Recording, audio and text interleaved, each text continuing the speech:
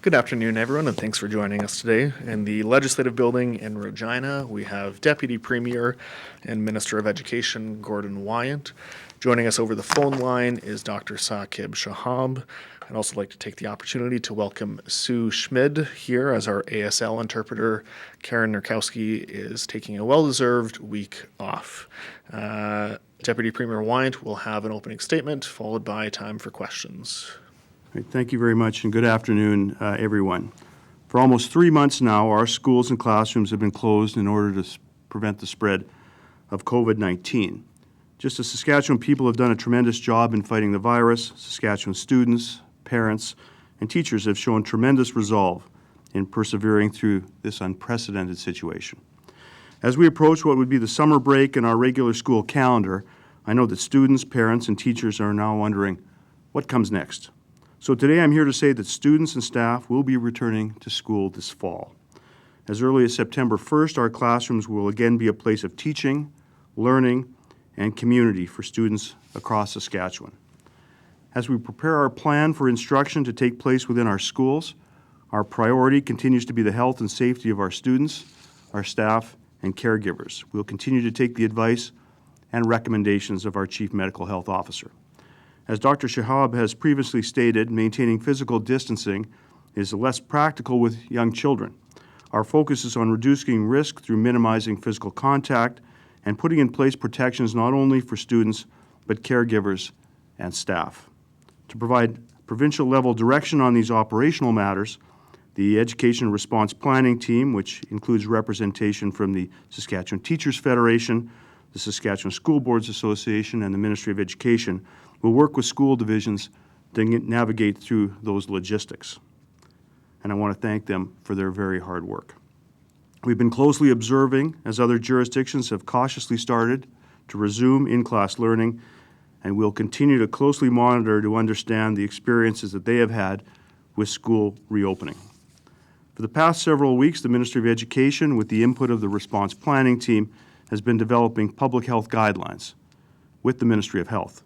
While these guidelines are still being finalized, as early as next week, we'll be looking to release those guidelines for school divisions to ensure that our schools are safe for our students, staff, and caregivers. We know that there will be many questions from school boards, from teachers and parents, and students as we prepare for a fall return to classroom, which is why we're communicating this today and why we will be releasing these guidelines as early as next week to ensure that there is ample time to address those questions and prepare students for the return to school. I'd also like to note that while a return to the classroom in the fall is the scenario we are planning for, we will have contingency plans in place in the event that there becomes an elevated transmission risk and in-class learning cannot resume as planned, either regionally or provincially. As our provinces reaches new milestones toward getting back to a new normal, I would ask for your continued cooperation as we implement policies and procedures for our school communities.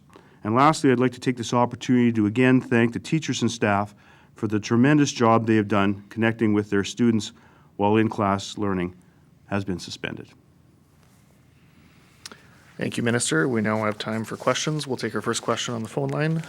We have Mark Smith with CTV. Yes, this question is along the lines of the school, but a little bit different. How is the province planning to adjust its curriculum to better reflect the contributions of Black people in Canada? Is that something that the province is looking at? Well, you know, we've had lots of conversations about this over the last short period of time, and certainly, and the Premier's been very clear, that racism has no place in this province. Our curriculum does address the issue of racism. Certainly, the province was the first province in the country to introduce treaty education in the classroom, which has recently been updated. As recently as yesterday, I had a conversation with the Chief Commissioner of the Human Rights Commission to talk about what help he can provide us in ensuring that our curriculum is responsive to the current situation that's happening. And so we'll continue those conversations with him. He has certainly been a leader when it comes to teaching and ensuring that students understand what their rights and responsibilities through citizenship education is all about. And so we'll continue to do some work with him, and in the meantime, having some conversations with my ministry staff to ensure that that what we do is increase our curriculum development around this very important matter. You have a follow-up, Mark? Yes, this one's for Dr. Shahab. Local jewelry artist made a pin of a sweater vest for him. What's his thoughts on that?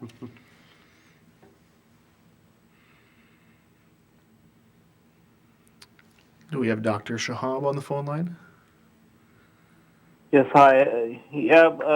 Thank you for that question. Actually, it gives me a chance to thank Megan Hazel for that kind gift I received in the legislature yesterday. And I think it's just, I think many people have reached out to me personally, but also many of us working in the health sector and other sectors during COVID. And I think I gratefully accept that with the understanding that this actually recognizes all of us who are working, both people in the health system, government, schools, other sectors, as well as the broader community in terms of pulling together while staying apart to address COVID. And my final comment would be that the fact that it's a vest shows that, vests are very practical. We can use them in all 4 seasons in Saskatchewan, even on chilly summer nights. So, we are a province which is pragmatic and practical. That's how we addressed COVID and other issues in the past. So I think I appreciate the symbolism there as well. Thank you.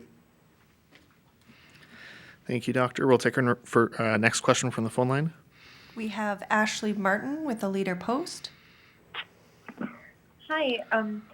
I realize that the guidelines are still being finalized, but Minister Wyant, can you give us any hints as to what some of the guidelines for students and staff returning to schools might be? You did say in your introduction that physical distancing can be less practical for young children, so I'm wondering what some of the guidelines might look like. Well, physical distancing is still going to be important, but as I did mention, it is going to be less practical.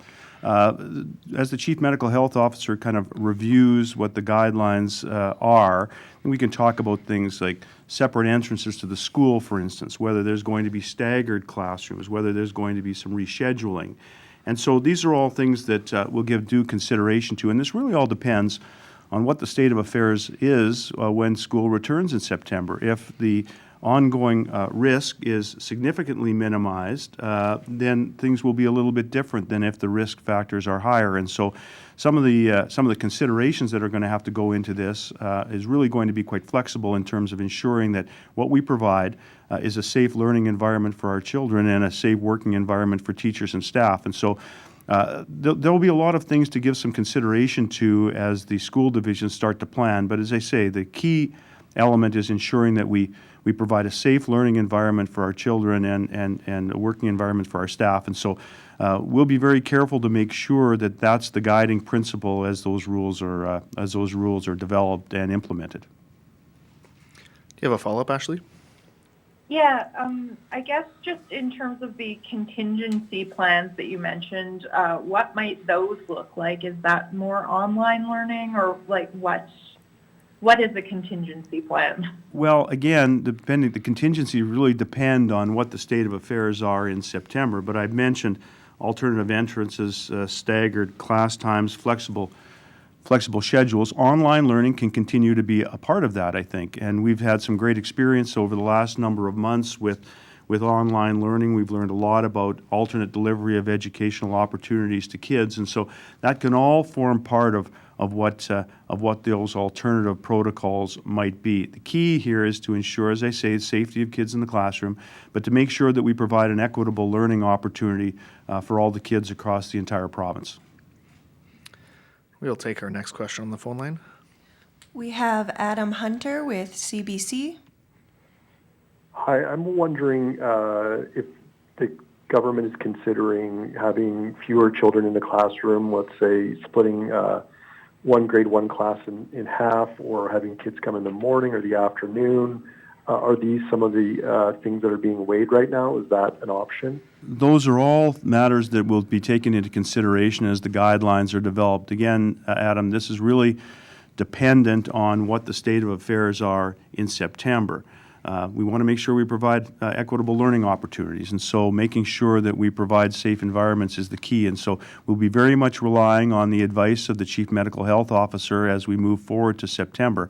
But school divisions will have an opportunity in concert with the response planning team to make sure that those contingencies, those plans are in place to deal with pretty much any eventuality that happens as a result of the virus. And we're hoping, of course, is to have schools fully opened, but there will be some challenges within different schools in terms of social distancing, making sure that kids are as distant as possible, having regard to the fact that we want to continue to provide that learning. And so we'll see what happens as we move forward to September, but I'm confident that the rules and the protocols that will be in place will be amenable to ensuring that we provide a proper education to those kids. Follow up, Adam? I was just going to ask, this is for Dr. Shahab and also the Minister. What's the biggest factor in making in-classroom the plan for the fall? Is it making sure that kids can get back to the classroom? Is it that the cases are low and we're on a good trajectory? What went into making this decision? Well, perhaps I'll start, and Dr. Shahab can add to my comments. We've certainly heard from many teachers and many parents across this province that they want to see their kids return to school. We think that in-class learning is the best way for children to gain their education, notwithstanding the fact that we've had some success with online learning and other delivery models over the last number of months. We do believe that in-class learning is the best option for children, augmented by those other things. And so safety of our class, safety of our students and our teachers is the top priority. So whatever the protocols are that are in place at the beginning of September, we'll certainly recognize the need to ensure a safe learning environment for kids. But I think it's fair to say that parents and teachers parents want their kids back in classrooms, and teachers want to be teaching in those classrooms. And so I think that's important from a learning perspective. You have a follow-up, Adam?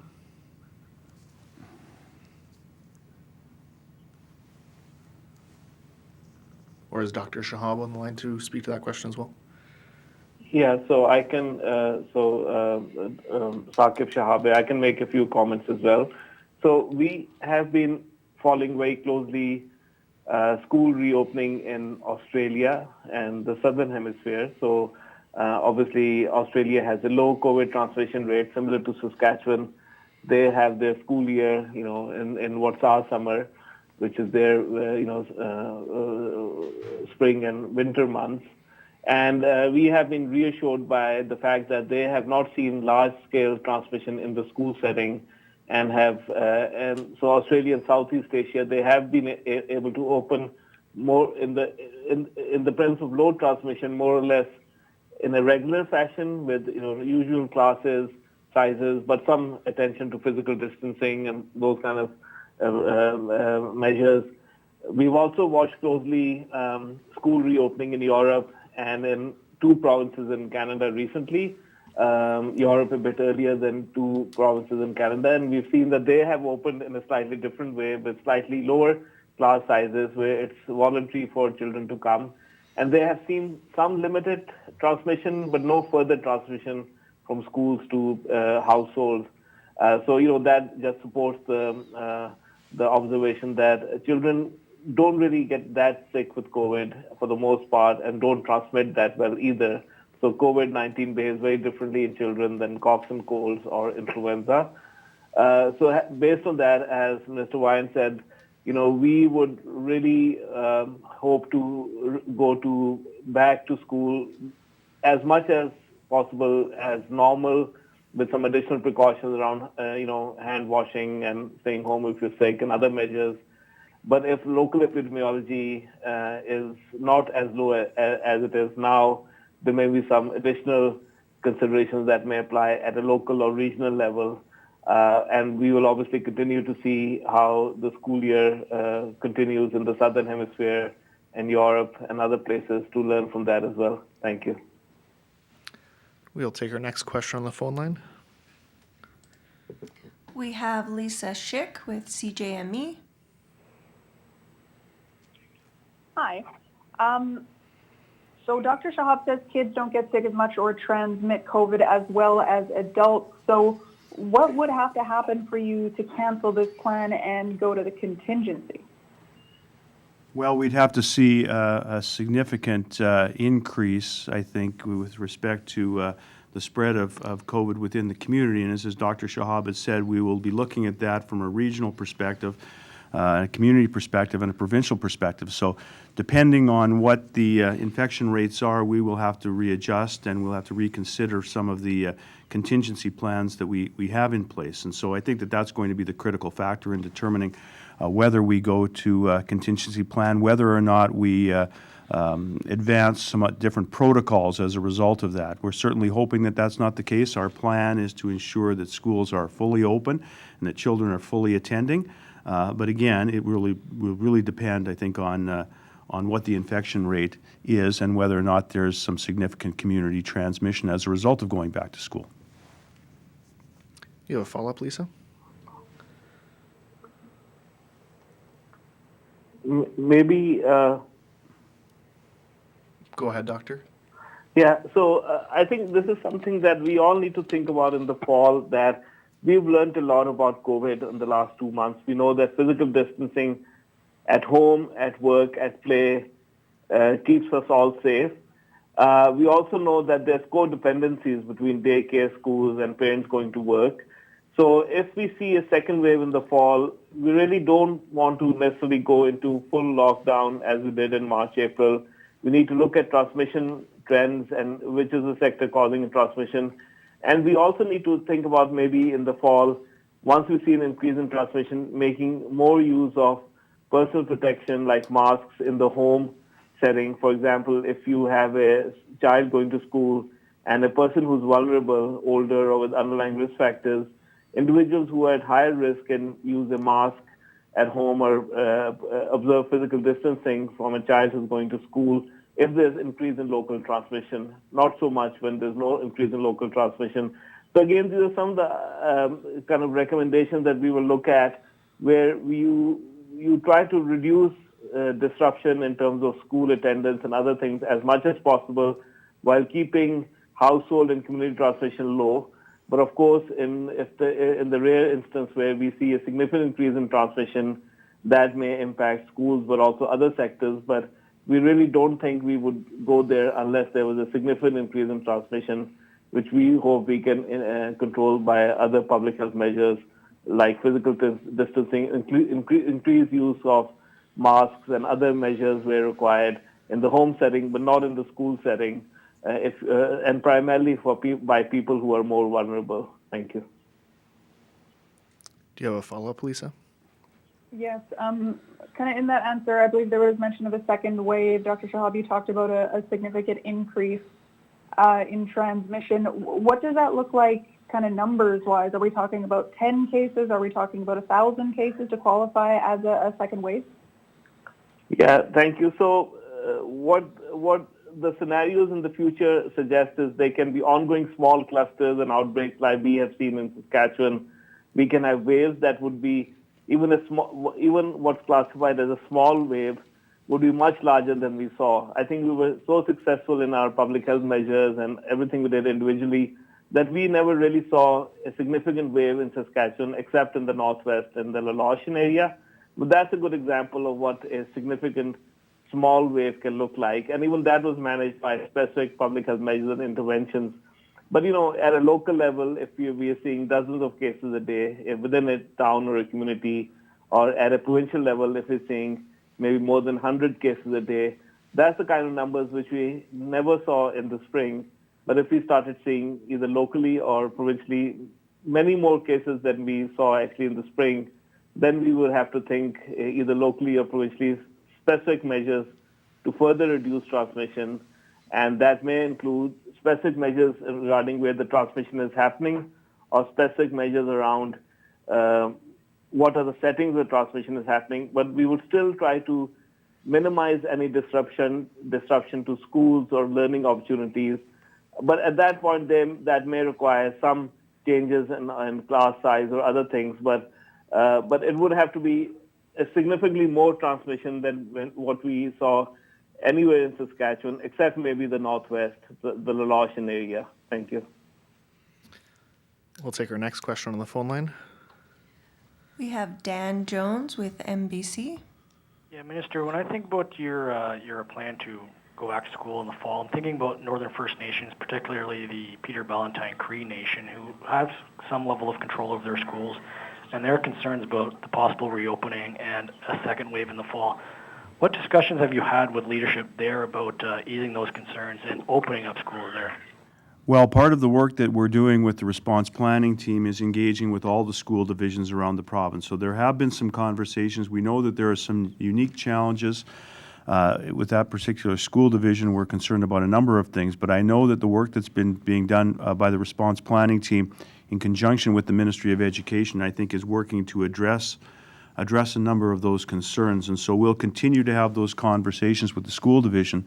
As I mentioned at the beginning, our goal is to ensure that an equitable level of education is being provided to all children in the province, and that includes kids in that particular school division. So we'll continue to work with that school division. I have all the confidence in the response planning team to make sure that what we're doing from an instructional perspective is meeting the needs of that school division, as we always have. Do you have a follow-up, Dan? No, I don't. Thanks. And we have one last question on the phone line. We have Peter Lozinski with the PA Herald. Hi, Minister. With this return to classrooms, many teachers, students, parents are asking for that. Some may feel more comfortable continuing online. Will there be the option for divisions to continue sort of a mixed return of online and in-person classes? You bet. You know, we've heard from some parents who are, perhaps concerned about their children going back to class, particularly children who may be immune compromised. So one of the things that the response planning team is doing is working to ensure that we provide a level of education, a good level of education to those kids as well, so that to the extent that parents are reluctant to send their kids to class, we need to make sure that we have an alternate delivery model for those children, and that could be online learning. It could be delivery of lessons from teachers, as a lot of that's been done over the last number of months. And so we're quite confident we're going to be able to meet that need for those children that don't want to return to class, or for those parents that have some concerns. The reason that we're making the announcement today, as I mentioned at the beginning, was to ensure that we gave everybody as much notice as possible about the plan to return in September, so that people can make the appropriate arrangements. But again, if there are parents that are concerned, especially parents of children who are immune compromised, that have some concerns about returning to the classroom, there's certainly going to be some arrangements made, and we're very confident with the response planning team and the work that the school divisions will have to do to accommodate those kids. You have a follow-up, Peter? Yeah. And then when it comes to this return, teachers, of course, will be expected to follow whatever guidelines you guys do put out. Will there be an increase in funding, or a cap on class size, or more supports for classrooms, that teachers have enough resources to both enforce what they need to enforce public health-wise while teaching and dealing with any complex needs? Well, we're certainly going to be giving some thought to what additional resources may be available. We know that there are going to be some additional costs that school divisions are going to have to shoulder in terms of delivering with these new protocols. And so we're going to assess what those are in consultation with the various school divisions and with the ministry to talk about how we're going to address those additional needs. But that's a conversation that we're going to have with the school divisions. Last year's budget was, again, the largest budget for education delivery in the history of the province. We're very proud of that. But to the extent that there are going to be additional resources that are going to be needed, we're going to have conversations with the school divisions to determine exactly what that will be. Thank you very much for joining us today, everyone. For those on the line, tomorrow, Health Minister Jim Ryder will be joined by SHA CEO Scott Livingstone at the usual time to provide an update on health system services. Thanks for joining us today.